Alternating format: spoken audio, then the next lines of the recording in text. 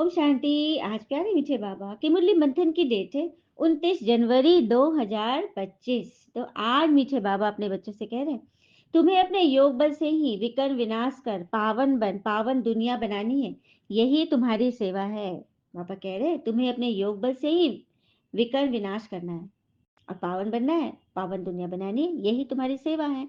तो योग बल अर्थात ईश्वर को पहचानना, जानना, मानना, फिर उन्हें याद करना। उस याद से जो अग्नि प्रज्वलित होती है ना, उससे हमारे सारे विकर्ण पीछे के किए विनाश होंगे और आगे का रास्ता तय होगा, है ना। तो बस चलते चलिए, सेवा करते चलिए। प्रश्न है, देवी देवता धर्म की कौन सी विशेषता गाई हुई है? उत्तर, देवी देवता धर्म ही बहुत सुख देने वाला है। वहां दुख का नाम निशान नहीं। तुम बच्चे 3/4 सुख पाते हो। 3/4 सुख पाते हो, मतलब 4 भाग में 3/4 भाग सुख पाते हो, एक कोना ही दुख है। अगर आधा सुख आधा दुख तब तो मजा नहीं आया। ज्यादा सुख है, इसलिए तो सुख सागर को याद करते हो। ओम शांति। भगवानुवाच, भगवान ने ही समझाया है ना कि कोई मनुष्य को भगवान नहीं कहा जाता। भगवान ने आकर बताया ना, देवताएं भी भगवान नहीं है, वो भी मनुष्य हैं। हाँ, उनमें दैवी गुण धारण किए हैं, इसलिए देवता है। संपूर्ण निर्विकारी 16 कला संपूर्ण। भगवान तो निराकार होते हैं, उनका कोई साकारी आकारी रूप नहीं है। सूक्ष्म वतन वासियों का भी सूक्ष्म आकार है, मतलब लाइट का शरीर है, इसलिए कहा जाता है सूक्ष्म वतन। जहाँ ब्रह्मा जी, विष्णु जी, शंकर जी का आकारी शरीर है, लाइट का शरीर वहां है। ये सकारी तन को स्थूल वतन कहते हैं, जो हमें सकारी तन, सकारी शरीर अर्थात देहधारी को स्थूल वतन में रहते हैं, मृत्यु लोक पृथ्वी लोक में रहते हैं। और जहाँ सूक्ष्म शरीर है वो सूक्ष्म वतन है। और स्थूल दुनिया में 5 तत्व होते हैं जिससे शरीर बनता है। 5 तत्वों से ना मनुष्य का शरीर बना है, इसलिए तो कहते हैं मिट्टी का पुतला। सूक्ष्म वतन वासियों को मिट्टी का पुतला नहीं कहेंगे। हम्म वो तो सूक्ष्म देवी देवता वाला शरीर है। मनुष्य शिवालय या वैश्यालय में रहने लायक बनते हैं। सत्य को कहा जाता है शिवालय और कलयुग वैश्यालय। हम्म क्यों वैश्यालय बोलते हैं? क्योंकि यहाँ सबकी आत्मा ना बिकी हुई है। कैसे बिकती है आत्मा? छोटी छोटी बातों में फंस जाना, रुठ जाना, मुंझ जाना, फंस जाना, इतने सारे संकल्प विकल्प चलाना कि बस एकदम ट्रैफिक स्पीड को, मतलब 1000 की स्पीड से गाड़ी चल रही है, ऐसा हो जाता होता है ना। इसीलिए बाबा कहते हैं सत्युग है शिवालय, जहाँ के एकदम शांति से काम चलता है। ठीक है, सुख शांति से। योग बल से तुम्हारे विकार विनाश होते, फिर तुम पवित्र बन जाते हो। पवित्र दुनिया के लिए तो तुम ये पढ़ाई पढ़ रहे हो ना, भगवान आए हैं तुमको पवित्र दुनिया ले जाने। फिर बाबा ने आज बताया, जब कोई दुख देते हैं ना तो उसका एफिजी पुतला जलाते हो ना। कोई नेता है, कोई राजनेता है, कोई एक्टर है, पुतला जलाते हो। तो यहाँ पे मनुष्य को जब बहुत दुख मिलता है ना तो रावण का पुतला बनाकर जलाते हैं। सुना? ऐसी बात नहीं कि द्वापर से जला रहे हैं, नहीं, कलयुग में जला रहे हैं, क्योंकि कलयुग में जास्ती दुख है। अभी तुम फील करते हो, ऐसे कोई तुम्हें थोड़ी ना इतना समझाते। हाँ, बचपन में राधे कृष्ण नाम जरूर है, लेकिन जब बड़े होते स्वयंवर होता है तो उनका नाम क्या बदल जाता है? लक्ष्मी नारायण, वो बन जाते हैं। ये सब बातें बाबा ने आके समझाई है। बाबा ही नॉलेजफुल है, ऐसे नहीं कि वो जाने जाननहार है, सबके दिल को जानते हैं, नहीं। नॉलेजफुल है, वो सृष्टि के आदि मदद का जानते हैं। हाँ, तुम रियलाइज करके जब बताते हो तो भगवान तुम्हारी बात सुनते हैं और फिर बताते हैं। हाँ, इस पाठशाला तुम्हें नॉलेज भी मिलती है और पाठशाला में एम ऑब्जेक्ट भी होती है। तो ये पाठशाला है ना, यूनिवर्सिटी कहो, स्कूल कहो, कॉलेज कहो, पाठशाला कहो, यहाँ हमारा एम ऑब्जेक्ट है नर से नारायण, नारी से श्री लक्ष्मी बनना। सुना? फिर बाबा ने आज एक नई बात बताई। ज्ञान सूर्य नाम से जापान में वो लोग अपने को सूर्यवंशी कहलाते हैं। ज्ञान सूर्य नाम से जापान में जो लोग हैं अपने को सूर्यवंशी कहलाते हैं। सूर्यवंशी तो देवताएं हैं। सूर्यवंशी तो देवता को कहते हैं, सत्युग में पहला नंबर जो चलेगी डिनेस्टी। तो जापानियों को क्यों सूर्यवंशी कहे? इसलिए क्योंकि सूर्यवंशी अर्थात लंबी आयु जीने वाले, 150 वर्ष जीते ना देवी देवता। तो जापान के लोग भी लंबी आयु जीते हैं। उनके बारे में एक बता रही हूँ बात। ओकिनावा कह के एक टापू है जापान में, जहाँ 100 साल से अधिक के सारे ही व्यक्ति हैं, सारे ही हैं। और ओजीमी एक गांव है जहाँ लंबी आयु वाले मनुष्य रहते हैं। ऐसा जापान के बारे में बोला जाता है, जब हिरोशिमा और नागासाकी का जो बॉम्ब गिरा तो जापान को ऐसा लग रहा, सारी दुनिया को लग रहा था कि जापान कभी उठ नहीं खड़ा होगा, वो सबसे पीछे रहेगा। पूरे विश्व में। लेकिन जापान ने अपनी एक टेक्नीक से, एक सीक्रेट से बहुत तरक्की पा ली है। वो सीक्रेट है इकिगाई। जो जापानीज़ बुक है एक इकिगाई। इकिगाई का मतलब है अपने काम पर फ़ोकस। हर एक काम जो कि उसमें 100% अटेंशन देना, ठीक है? तो आइए उस बुक में क्या-क्या है, हम लोग सुनते हैं। तो सबसे पहले उसमें बताया गया है कि अपने काम से मोहब्बत करे, फ्लो में रहे। जैसे कि कोई पेंटर है, जब वो पेंटिंग कर रहा है, तो उसके बगल-अगल से कौन गुज़र रहा है, क्या खा-पी रहा है, उसको ध्यान नहीं जाता है। क्योंकि वो अपने मतलब कला से प्रेम कर रहा है, अपने काम से प्रेम कर रहा है। हाँ? वक़्त का पता ही नहीं चलता, बोरियत भी नहीं हो रही है। या बाकी से जापान में कोई झाड़ू भी लगा रहा है, कोई सब्ज़ी उगा रहा है, तो उसको अपना बेस्ट देना ही देना है। अपने ही घर का नहीं, किसी और के घर में भी किचन गार्डन सँभाल रहा है, तो उसको अपना बेस्ट देना ही देना है। ये सोच। फिर दूसरा है सुबह जल्दी उठना। जो सुबह जल्दी उठते हैं ना, वो अपने लिए बहुत टाइम निकाल लेते हैं। देर से उठने के लिए तो टाइम ही नहीं बचेगा। अपने लिए नहीं रहेगा तो औरों को क्या देंगे?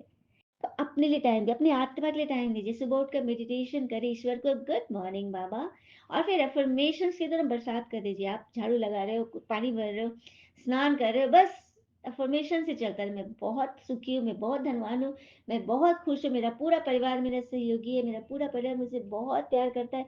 भले उल्टा ही है, लेकिन बोलना है, क्योंकि ब्रह्मांड को नहीं पता कि आप सही बोल रहे हो कि उल्टा बोल रहे हो। वो तो आपके अफ़र्मेशंस पे वर्क करेगा। कि मालिक ने क्या ऑर्डर दिया है वो उस अनुसार वो काम करेगा। तो क्यों ना हम करें, करके तो देखें। तो ये है सुबह जल्दी उठना। तीसरा पॉइंट बहुत अच्छा है, ईट अंटिल 80%। 80% तक ही भोजन करना है, एक कोना खाली रखना है 20%।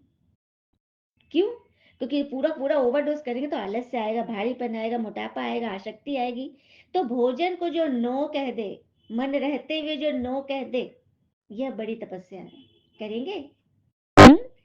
फिर है उनके भोजन में ना रेनबो की तरह 7 रंग का भोजन होना चाहिए। जैसे खीरा हरा है, गाजर लाल है, हाँ? बीट एकदम मरून है, व्हाइट है, रेडिश हो गया। तो इस तरह से ना 7 कलर का फूड उनके भोजन में होना ही चाहिए, ये मस्ट है। ठीक है? और एक चीज़ और, छोटे बर्तन में भोजन करते हैं, बड़े-बड़े थाली लेके नहीं करते हैं कि ज़्यादा सामान हटे। छोटे बोतल छोटा बोल है उसको भर दो ना, तो लगेगा ना कि हम ज़्यादा खा रहे हैं, लेकिन होता है कम ही है। तो संतुष्टि होती है कि हम पूरा खा रहे हैं, हम आधा नहीं खा रहे हैं, हम पूरा खा रहे हैं, है ना? फिर एक थेरेपी है मेडिटा therapy. Except the situation as they are. हर काम को ना उल्टे तरीके से काम करो। वो दिख रहा है तुमको गड़बड़, लेकिन उसको उल्टा बोलो। जैसे क्या है, हम धनवान नहीं है लेकिन बोलना है हम धनवान हैं, वही चीज़ है। किसी भी चीज़ को ना बस ऐसे कर दो, ठीक है? और हमेशा बॉडी को मूवमेंट में रखिए, हमेशा। जैसे वो लोग बात भी करें तो बैठे-बैठे नहीं कि सोफ़ा पे लेट गए और बात करें, नहीं, टहलते हुए बात करेंगे। बॉडी को हमेशा मूवमेंट रखिए। और एक रेडियो टाइसो करके उनका एक प्रोग्राम आता है सुबह में, जिसमें एक्सरसाइज़ बोला जाता है।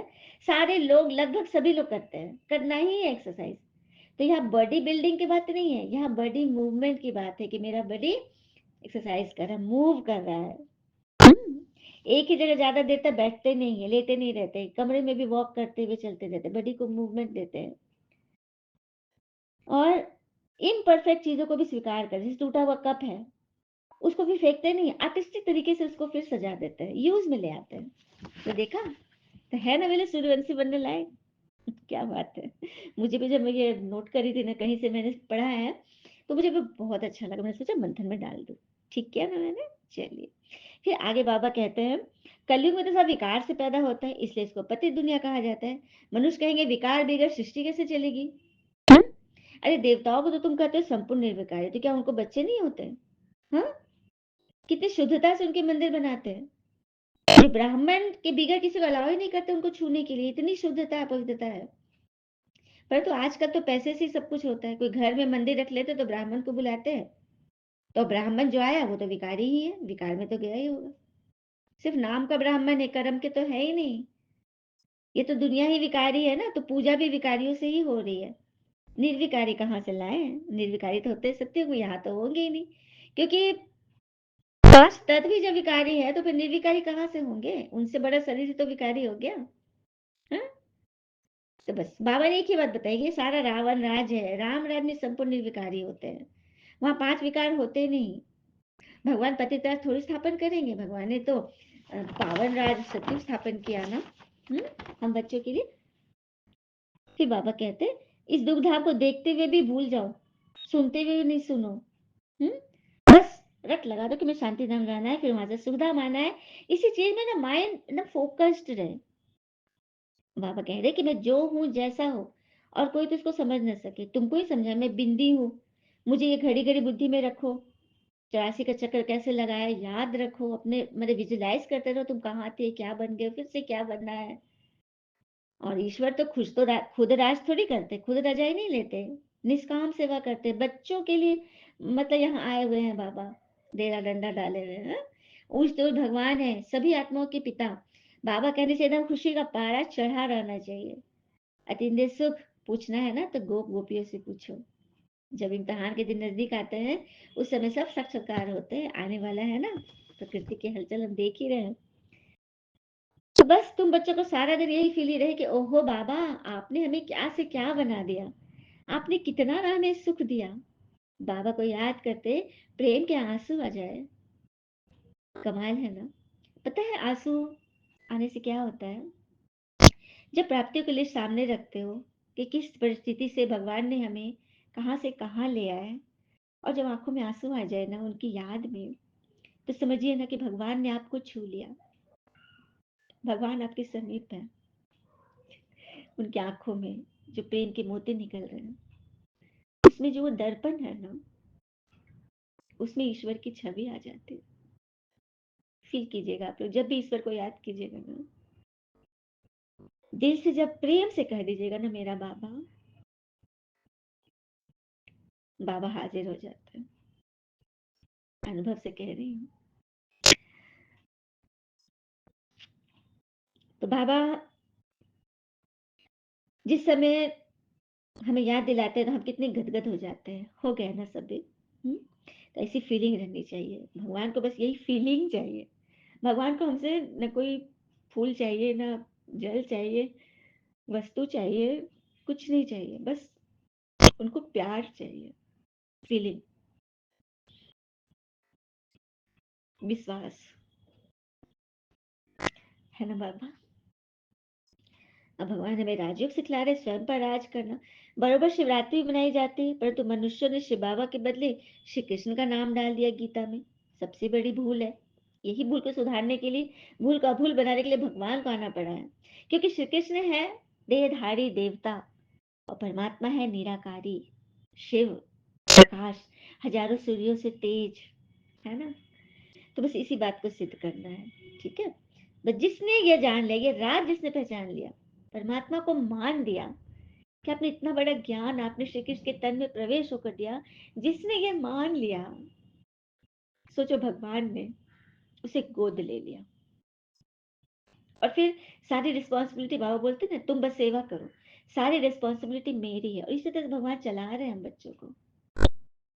तो करना चाहिए ना। अगर कोई निमित्त अगर आपको कुछ बता रहा है, तो निमित्त की क्या मतलब मजाल कि वो पवित्रता की बात या कुछ ऐसी बात बोले, या उसको इतनी हिम्मत इतनी ताकत कहाँ से आती है? कौन है जो उसके साथ खड़ा है? जिस दिन से आप ये समझ लोगे ना, सोचिए आपका काम तो हुआ पड़ा है, हो जाएगा। आपके मन में कोई डाउट नहीं आएंगे। ठीक है। लेकिन हाँ, तुम बच्चे भी नंबरवार हो जाते हो बुद्धि से समझने के लिए कि बाबा की बात है कि माया की बात है। उसमें आप डिफ्रेंशिएट नहीं कर पाते हो। आप माया की तरफ बढ़ जाते हो। माया भी कोई कम नहीं है। जो अच्छे से चलने वाले बच्चे हैं उनको अच्छे से पकड़ती है। हम्म। बाबा तो प्यार का सागर है। बच्चों को भी पिता समान प्यार का सागर बनना है। कभी कड़वा नहीं बोलना है, किसको दुख नहीं देना है। दुख नहीं तो दुखी होकर मरेंगे। बाबा ने कह दिया दुख देंगे तो दुखी होकर मरेंगे। सबसे पहले खुद को ही दुख देते हैं। किसी के बारे में हम व्यर्थ सोच रहे हैं, फलना ऐसा था वैसा था, उसने ऐसे किया था पहले, तो हम खुद को तो दुखी कर लिए, खुद को तो गंदा किए ना। उस गंदे मन से भगवान को क्या याद करेंगे और क्या मिलेगा हमको? जो भी धन वह मिला वो हमने कमाया है, हमने दान किया, तुमको मिला है। लेकिन अगर मन में सुख शांति नहीं है, चैन नहीं है, बेचैनी है, छोटी छोटी बातों में हम फंस जाते हैं, तो कहाँ कनेक्शन है ईश्वर से? कहाँ है? कहाँ पर भूल है, क्या कमी हम कर रहे हैं, उसको चेक करें और अपने जीवन से उसको निकालें। हुँ? सन्यासी तो फिर घर-बार छुड़ाते हैं, बाबा तो कुछ नहीं छुड़ा रहे, सिर्फ़ बोले अपने विकार छोड़ो। जो अशुद्ध खान-पान है उसको छोड़ो, क्योंकि तुम देवी कुल के हो। हर हिंदू घर में एक कुल देवी-देवता होते हैं ना, तो हम किनके वंशज हो गए? हुँ? देवी कुल के हैं ना, और हम क्या-क्या मतलब यूज़ कर रहे हैं। जबकि कहते हैं आहार से ही विचार, और विचार से ही हमारा व्यवहार बनता है, और व्यवहार से ही हमारे संस्कार बनते हैं, और संस्कार से ही फिर सर्व प्राप्तियाँ होती है। सब इंटरलिंक्ड है step by step. First step हमारा सही नहीं है, तो फिर कैसे, किस हक से फिर हम कहेंगे हमको चाहिए सब प्राप्तियाँ? किस हक से? हुँ? भारत इंसॉल्वेंट था, हुँ? अभी हो गया है। लेकिन 100% सॉल्वेंट था, एकदम माला-माल था, अभी इंसॉल्वेंट कंगाल हो गया है। अभी अकाले मृत्यु हो रही है, और आगे चलकर तो मास स्केल पर जब प्रकृति की हलचल होगी ना, पाँचों तत्व, तो मास स्केल पर आत्माएँ भटकेंगी और कहाँ जाएँगी? एक-एक आत्मा में कितनी-कितनी आत्माएँ प्रवेश करी, एक-एक मनुष्य में, कितनी आत्माएँ प्रवेश करी, क्योंकि उनको ठिकाना चाहिए ना, वो लोग भटक रही हैं। तो योग से ही आपके अंदर शक्ति आएगी कि वो आत्मा दूर से ही आपको देखकर, आपके तेज को देखकर वो आपके तक नहीं आएगी, दूर से ही भाग जाएगी। तो अगर थोड़ा भी कमज़ोरी होगी तो आत्माएँ प्रवेश करेगी, और फिर हम कुछ नहीं कर पाएँगे, बाबा भी कुछ नहीं कर, बाबा फिर धर्मराज बन जाएँगे। क्योंकि प्यार से सबको बता रहे हैं, समझा रहे हैं, अभी भी नहीं समझे, तो लास्ट समय बाबा कुछ नहीं करेंगे। कुछ करेंगे क्योंकि उस समय और भीड़ हो जाएगी। मास स्केल पर बच्चे ब्रह्मा कुमारीज़ की तरफ भागेंगे, लेकिन मिलेगा क्या? कुछ नहीं मिलेगा। तो अभी भी समय है, अभी भी लेट हो चुका है, टू लेट नहीं हुई है। हाँ, जो अच्छी-अच्छी सर्विस करते हैं वो बड़े साहूकार बनेंगे, तो बाबा-बाबा की याद में रहना चाहिए, परंतु माया करने नहीं देती है, फँसाती है। अच्छा? मीठे बच्चों प्रति भगवान की नमस्ते, हम बच्चों के प्यारे बाबा को नमस्ते। धारणा के लिए मुख्य सार पहले पर, पिता समान प्यार का सागर बनना है, कभी किसी को दुख नहीं देना है, कड़वे बोल नहीं बोलने, गंदी आदतें मिटा देनी, खान पान सब हटा देना है। दूसरा, बाबा से मीठी मीठी बातें करते इसी फीलिंग में रहना है कि ओहो बाबा, आपने हमें क्या से क्या बना दिया, और प्रेम के आंसू छलकाने हैं। ठीक है, बाबा की याद में। वरदान, सर्व संबंध और सर्व गुणों की अनुभूति में संपन्न बनने वाले संपूर्ण मूर्त भव। सर्व संबंध और सर्व गुणों की अनुभूति में संपन्न बनने वाले संपूर्ण मूर्त बनते। तो जो सर्व संबंध भगवान से निभाते हैं, तो सर्व गुणों की अनुभूति करते हैं और संपन्न बन जाते हैं। तो चेक करो कि सारे गुण हमारे में कहाँ तक आए हैं। हाँ? स्लोगन, जोश में आना भी मन का रोना है, अब रोने का फाइल खत्म करो। जोश में आना भी मन का रोना है, जोश में आकर, रौब में आकर हम कुछ भी बोल देते हैं, एकदम सत्य कह रहे हैं लेकिन हम तेजी से कह रहे हैं, तो वो भी मन का रोना ही है। तो रोने की फाइल खत्म करो और मोटिवेट करो किसी को। मोटिवेट पर एक जाते जाते सुंदर सी बात, हंसी की बात बताऊं, विनोद की। एक बार एक लड़की अपनी माँ से कह रही है कि माँ, मुझे पढ़ने का बिल्कुल मन नहीं कर रहा है, थोड़ा मुझे मोटिवेट करो ना, मम्मी कुछ काम कर रही है, एकदम तंग, mummy motivate please, motivate me, mummy एकदम तंग हो रही है। तो बोलती है अच्छा ठीक है, तू नहीं पढ़ेगी ना? बोली नहीं, मुझे नहीं पढ़ने मन लग रहा है। तो ठीक है, जाके मैं तेरी मासी से बात करती हूँ। उसके बगल में जो लड़का है, एकदम काला कलूठा है, 5वीं पास है, और मोटा-नाटा है, उससे तेरी शादी की बात कर देती हूँ, जब तू पढ़ेगी ही नहीं। तो वहाँ ससुराल जाके सुबह 6 बजे उठेगी, वहाँ 4-4 गाय हैं, दिन भर गोबर उठाएगी, गोईठा ठोकेगी। अभी तो फ़ोन पे उँगली टिप-टिप टिप-टिप करती है ना, उसके बाद हाथ से ना गोईठा ठोकेगी, झोपड़ी पर, ठीक है? और फिर बच्चे-बच्चे भी हो ही जाएँगे, तो जैसे गाय के गोबर साफ करते हो, वैसे बच्चे का भी करोगी। तो सारा दिन तुम्हारा इसी में बीत जाएगा, पढ़ाई से छुटकारा हो गई ना। अब ये ना बढ़कर डर गई, नहीं, नहीं मम्मी, नहीं, नहीं मम्मी, मम्मी, मम्मी, मम्मी, मैं हो गई मोटिवेट, मैं अभी पढ़ूँगी। मैं 5 4 घंटा पढ़ती हूँ, मैं 12 घंटा पढ़ूँगी। तो बस बाबा भी हम लोग को ऐसे ही मोटिवेट कर रहे हैं, पढ़ ले अभी, पढ़ ले मुरली, नहीं तो लास्ट समय ना धर्मराज बाबा बनेंगे, और फिर माया ना फिर अच्छे से नचाएगी, ठीक है? उसके माया के ताल पे नहीं नाचना है ना, तो पढ़ाई कर लो। गोदी में जाना है ना बाबा के, तो पढ़ाई कर लो, धारणा कर लो, जो बातें बाबा ने बोली है उसको एकदम गांठ बांध लो और जीवन में उतार लो। अच्छा, ओम शांति। शुक्र है मीठे बाबा, और बाबा के प्यारे बच्चे, thank you Baba, wonderful motivation के लिए। ओम शांति, शुक्रिया बाबा, शुक्रिया।